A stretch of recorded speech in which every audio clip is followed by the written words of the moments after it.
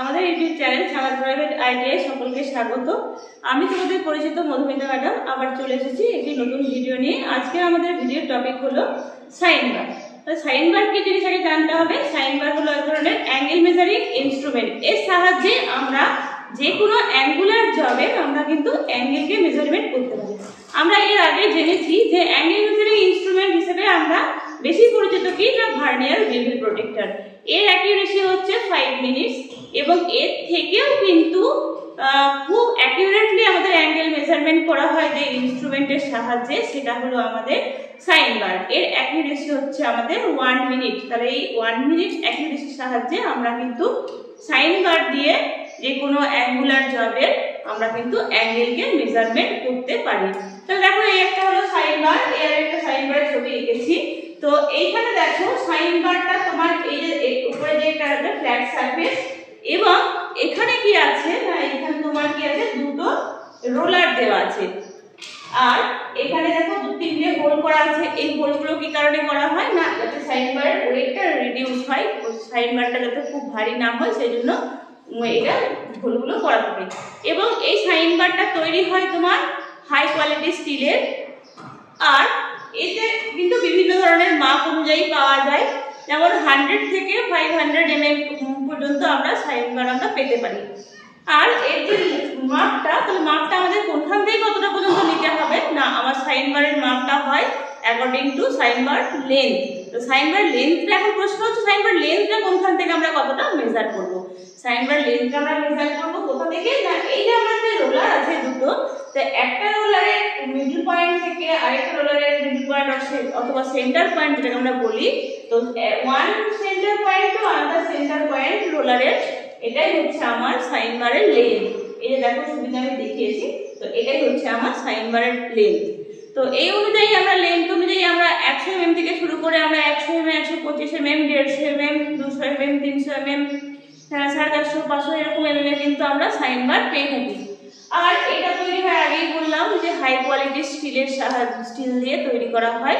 আর এই কিন্তু একা একা কিন্তু মাপটা নিতে পারে না।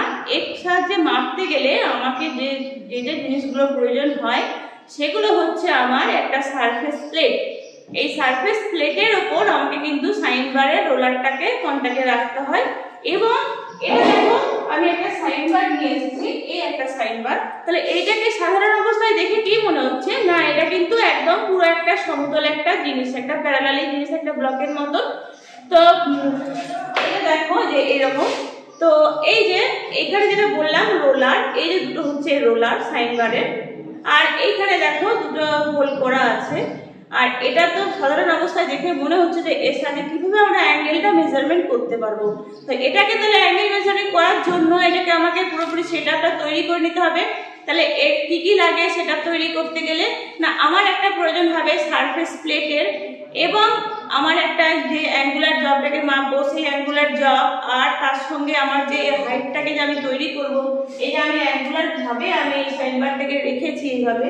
তাহলে এইভাবে অ্যাঙ্গুলার ভাবে রাখার জন্য আমাকে কি করতে হবে, আমি একটা আমার এই যে জায়গাটা আমার সারফেস প্লেটের উপর থাকবে, কিন্তু এইখানে আমার হাইটটা তৈরি করার জন্য আমার কিন্তু স্লিপ গেজের প্রয়োজন হবে। সেই স্লিপ গেজটাই কিন্তু আমার হাইটটাকে তৈরি করবে। স্লিপ গেজ নিয়ে আগের ভিডিওতে একটা ভিডিও বানিয়েছি আগে, সেটা তোমরা যদি কেউ দেখে না থাকো তাহলে দেখে নেবে স্লিপ গেজ সম্পর্কে, তাহলে বুঝতে পারবে। এবং তারপর কি হয় না, এরপর আমি জবটাকে রাখবো, রাখার পর জবটা আমার সমতল আছে কিনা সেটা দেখার জন্য আমার ডায়াল টেস্ট ইন্ডিকেটরের প্রয়োজন হবে। তাহলে এইসব অ্যারেঞ্জমেন্টগুলো কিন্তু আমার সাইন বারের মাপ নেওয়ার জন্য প্রয়োজন হয়ে থাকে। এই একটা গেল সাইন বার, এটা আমার 125 mm সাইন বার। এবং এই আমরা একটা সাইন বার নিয়ে এসেছি, সেটা হচ্ছে আমার 250 mm সাইন বার। এখানে ওদের কন্ট্যাক্ট রোলার গুলো আছে এবং এখানে তোমার কি আছে দেখো রিডিউসিং করা, ওয়েট রিডিউসিং হোলগুলো কিন্তু করা আছে। এটা হলো একটা বড় সাইন বার। দেখো নেক্সট ছবিতে আমি তোমাদের এই যে একটা ছবি দেখেছি, দেখো এইখানে কিন্তু আমি দেখিয়েছি যে সাইন বারটা কিভাবে কাজ করছে। দেখো কিভাবে কাজ করছে না, এইখানে সাপোজ ধরে নাও যে এটা হচ্ছে আমার সারফেস প্লেট এবং এই সারফেস প্লেটের একটা উপরে আমি এই সাইন বারের একটা রোলারকে রেখেছি। এবং তারপর দেখো এইখানে যে হাইটটাকে তৈরি করা হয়েছে সেই হাইটটা এগুলো দেওয়া হয়েছে, এগুলো স্লিপ গেজ। স্লিপ গেজ এর হাইটটা তৈরি করা হয়েছে এবং স্লিপ গেজের উপরে কিন্তু আমার এখানে আরেকটা রোলার কেমন চাপানো হয়েছে। এরপর আমি যখন কোনো অ্যাঙ্গুলার জবকে আমি মাপবো তখন এই অ্যাঙ্গুলার জবকে আমি এর উপরে রাখবো, রেখে তারপর কি করব না আমি সেটাকে একটা ডায়ালটিস্ট ইন্ডিকেটর নেব, নিয়ে তারপর দেখবো আমার জবটা প্যারালাল আছে কিনা। তারপর আমি কিন্তু এই সাহায্যে আমি কিন্তু মেজারমেন্টটা করতে পারবো। তো মেজারমেন্ট করার জন্য দেখো কি হচ্ছে এখানে কি তৈরি হচ্ছে, তাহলে আমার এখানে একটা দেখো কি তৈরি হচ্ছে, এইরকম একটা কিন্তু অ্যাঙ্গেল তৈরি হচ্ছে, এরকম কিন্তু এখানে একটা অ্যাঙ্গেলের সৃষ্টি হচ্ছে। কি অ্যাঙ্গেল এটা হচ্ছে রাইট অ্যাঙ্গেল ট্রায়াঙ্গেল, মানে সমকোণী ত্রিভুজে তৈরি হচ্ছে। তাহলে এই সাইন বারের প্রিন্সিপাল কি না, এই সাইন বারের প্রিন্সিপাল হচ্ছে আমার যে ত্রিকোণমিতির যে সাইন থিটা, সেই একটা ফর্মুলা অনুযায়ী কিন্তু আমার এই সাইন বারটা কাজ করছে। তাহলে এখানে আমার একটা অ্যাঙ্গেল তৈরি হচ্ছে, এই অ্যাঙ্গেলটা অনুযায়ী আমি এখানটা আমার কি হচ্ছে, আমি এই অ্যাঙ্গেলটাকে থিটা অ্যাঙ্গেল করে নিই। থিটা অ্যাঙ্গেল ধরে নিয়ে আমার কিন্তু এখানে যে সাইন বারের অ্যাঙ্গেলটা তৈরি হচ্ছে সেই অ্যাঙ্গেলটাকে আমরা কিন্তু মেজারমেন্ট করতে পারি।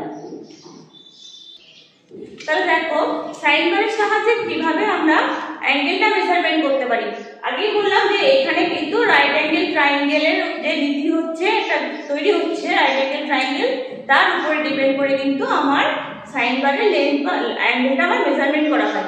এর জন্য আমার কি কি অ্যাঙ্গেল লাগছে, আমার লাগছে হাইটটা লাগছে, স্লিপ গেজে আমি কতটা হাইট ব্যবহার করেছি, এবং সাইন বার আর যে সারফেস প্লেটের মধ্যে আমার যে একটা অ্যাঙ্গেল তৈরি হচ্ছে সেই অ্যাঙ্গেলটা কত, সেই অ্যাঙ্গেলটা নিয়ে কিন্তু আমার সাইন বারে আমার যে আমি জবটাকে মেজারমেন্ট করব সেই জবটা আমার অ্যাঙ্গেলটাকে আমরা ক্যালকুলেশন করবি। তাহলে এখানে দেখো আমি একটা এঁকেছি, দেখো এইখানে দেখো এই যে আমি এখানে একটা অ্যাঙ্গেল তৈরি হয়েছে আমি দেখালাম, সেই অ্যাঙ্গেলটা দেখো এই একটা তোমার রাইট অ্যাঙ্গেল ট্রায়াঙ্গেল।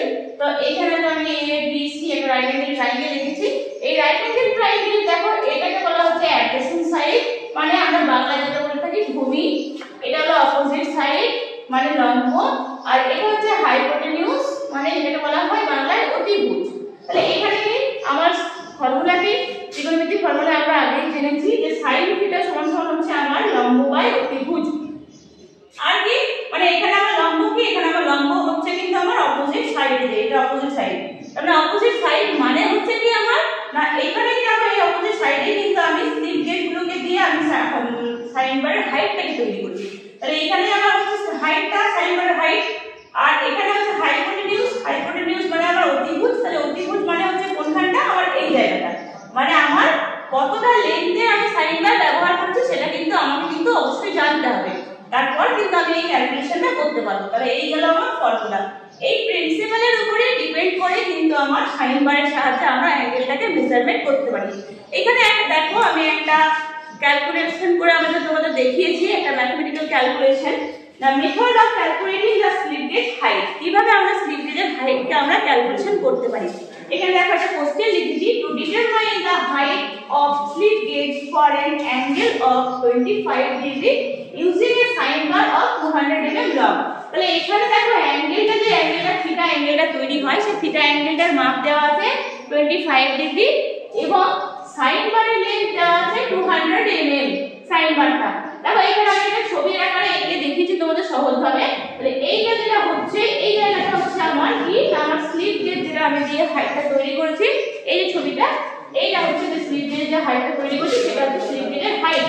আর এইখানে যে অ্যাঙ্গেলটা তৈরি করা আছে অ্যাঙ্গেলটা হয়েছে সেই অ্যাঙ্গেলটা আমরা বলে দিয়েছি থিটা অ্যাঙ্গেল, এর মান দিয়েছে 25 ডিগ্রি এবং আমার সাইন বারের যে লেন্থ বলা আছে সেটা 200 mm বলে দেওয়া আছে। তাহলে আমাকে কি ক্যালকুলেশন করতে হচ্ছে না আমাকে ক্যালকুলেশন করতে হচ্ছে যে এইখানে আমার হাইটটা কত হচ্ছে, মানে এটা আমাকে ক্যালকুলেশন করে বের করতে হবে যে এইটার আমার মাপ কত। আমার এখানে থিটার মাপ পেয়ে গেছি এবং এখানে আমি হাইপোটেনিউসের মাপ পেয়ে গেছি। তাহলে আমার ফর্মুলা কি না ফর্মুলা হচ্ছে sin θ = a/c। তাহলে a/c যে a বাই হচ্ছে আমার c, তাহলে a আর থিটার মান আমার দেওয়া আছে 25 ডিগ্রি। তাহলে কি আমি a সমান সমান কি আমি এই এখান থেকে পাচ্ছি, এটাকে আমি এই সাইডে নিয়ে নিলে হচ্ছে আমার c * sin θ।